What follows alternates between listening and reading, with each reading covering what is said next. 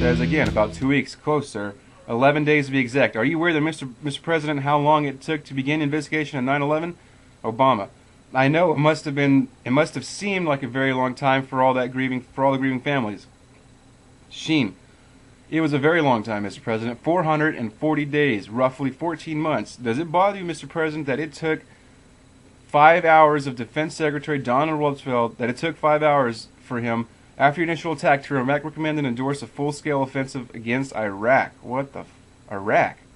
Obama, I am not aware of any such purported claim. Sheen, I have the proof, Mr. President, along with scores of documents and facts I'd like you to take a look at here. And he hands him the folder. Obama, I see you came prepared, Sheen.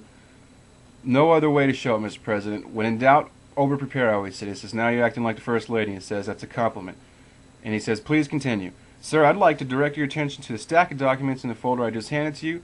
The first and from the top is entitled Operation Northwoods, a declassified Pentagon plan to stage terror attacks on U.S. soil to be blamed on Cuba as a pretext for war. Obama. And I'd like to direct your attention to the fact that the principal draftsman of this improbable blueprint was quickly denied a second term as Joint Chiefs Chairman and sent packing to a European NATO garrison. Thank God his otherworldly ambitions never saw the light of day. Sheen, I wouldn't be so certain about that, Mr. President. And Obama says, I could easily say the same to you, Charlie. And then the President checks his watch. Sheen, the next document reads, Declassified Stage Provocations. Now, honestly, Mr. President, I wish I was making this up, but I'm certain you are familiar with the U.S. main incident and the sinking of the Lusitania, which we all now know brought us into World War I. And, of course, the most famous, the Gulf of Tonkin incident. Obama, of course I'm familiar with these historical events, and I'm aware that there's a measure of controversy surrounding them, but to be quite frank with you, this is all ancient history. Sheen, Mr. President, it has been often said, those who do not know history are doomed to repeat it. And I concede to you, sir, these events are the past. Obama, a vastly different world, young man, shouldering a radically desperate state of universal affairs. Sheen, no argument, sir. I'm merely inviting you to acknowledge some of the credibility of the pattern of the theme. Case in point, the next document in your folder is published by the think tank Project for a New American Century, and it's entitled Rebuilding America's Defenses, and it was written by Dick Cheney and Jebediah Bush. To quote from the document, sir, and the President interrupts because he already knows what he's going to say. Further, the process of transformation, even if it brings revolutionary change, is likely to be a long one, absent some catastrophic and catalyzing event like the new Pearl Harbor. Sheen, touche, sir. Your thoughts on this statement, Mr. President? Obama, I could call this a blatant case of misjudgment fueled by an unfortunate milieu of assumption. For some, the uninformed denial of coincidence. Sheen, interesting angle, sir. Nevertheless, Vice President Cheney didn't stop there. In early 2008, Pulitzer Prize-winning journalists Seymour Hersh and MSNBC both reported that Cheney had proposed to the Pentagon an outrageous plan to have the United States Navy create fake Iranian patrol boats to be manned by Navy SEALs who would then stage an attack on United States destroyers in the Strait of Hormuz. This event was blamed on Iran, or was to be blamed on Iran, and used as a pretext for war. Does any of this information worry you, Mr. President? Should we just ignore it until these realities can be dismissed years from now by our children as ancient history as well? Of course, this information worries me, yet it's not nearly as worrisome as you sitting here today suspiciously implying that 9/11 was somehow allowed to happen or even orchestrated from inside. Sheen, Mr. President, I am not suspiciously implying anything. I am merely exposing the documents and asking these questions are the questions that nobody in power will even look at or acknowledge. And as I've stated earlier, I voted for you. I believed in your message of hope and change, Mr. President. I have come to you specifically hoping for a change in the perception that our government has not yet made itself open and accountable to the people. These are your words, Mr. President, not mine. The thousands of lives were brutally cut short, and those left behind to suffer their infinite pain are with me today, Mr. President. They are with me in spirit and in flesh, and the message we carry will not be silenced anymore by media fueled by mantras insisting how we are supposed to feel.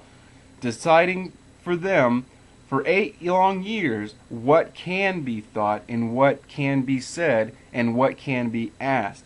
Obama, and I appreciate your passion, I appreciate your conviction in spite of the concerns, in spite of what your data might or might not reveal, and what you and the families must understand and accept is that we are doing everything we can to protect you. Sheen, Mr. President, I realize we're very short on time, so please allow me to run through a list of bullet points that might illuminate some reasons why we don't embrace the warm hug of the federal protection. Obama, we've come this far. Fire away. Sheen, please keep in mind, Mr. President, everything I'm about to say is documented as fact and part of the public record, and the information you are holding in your hands chronicles and verifies each and every point. Obama, you have 5 minutes left. The floor is yours. Brief me. Sheen, here we go. First point. Thank you, Mr. President. Okay, first, on the FBI's most wanted list, Osama bin Laden is charged with the crimes of 9/11. Is not charged with the crimes of 9/11. When I called the FBI to ask them why this is the case, they replied there is not enough evidence to link bin Laden to the crime scene. I later discovered he had never even been indicted by the Department of Justice. Alright, number 2. FBI translator Sibel Edmonds was dismissed and gagged by Department of Justice after she revealed that the government had foreknowledge of the plans to attack the American cities using planes as bombs as early as 2001 in April.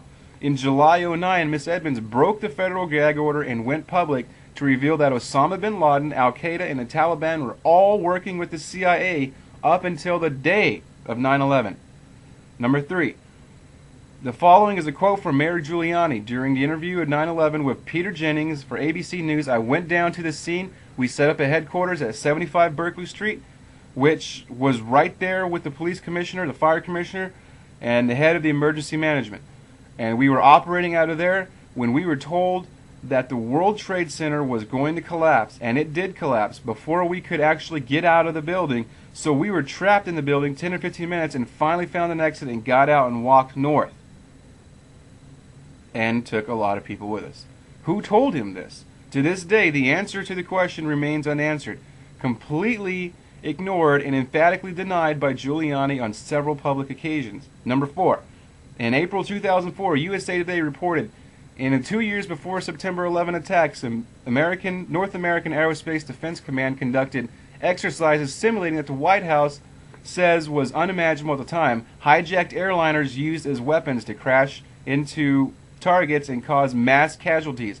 One of the targets was the World Trade Center. Number 6.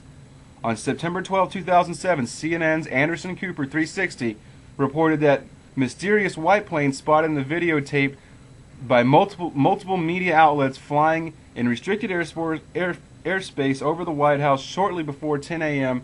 and on the morning of 9/11 was in fact the Air Force's E-4B, a specially modified Boeing 747 with a communications pod behind the cockpit, otherwise known as a doomsday plane. Though fully aware of the event, a 9/11 Commission report did not deem the appearance of the military plane to be of any interest and did not include it in the final 9/11 Commission report. Number 6. 3 F-16s were assigned to Andrews Air Force Base 10 miles from Washington. They are conducting training exercises in North Carolina 207 miles away as the first plane crashes into the World Trade Center.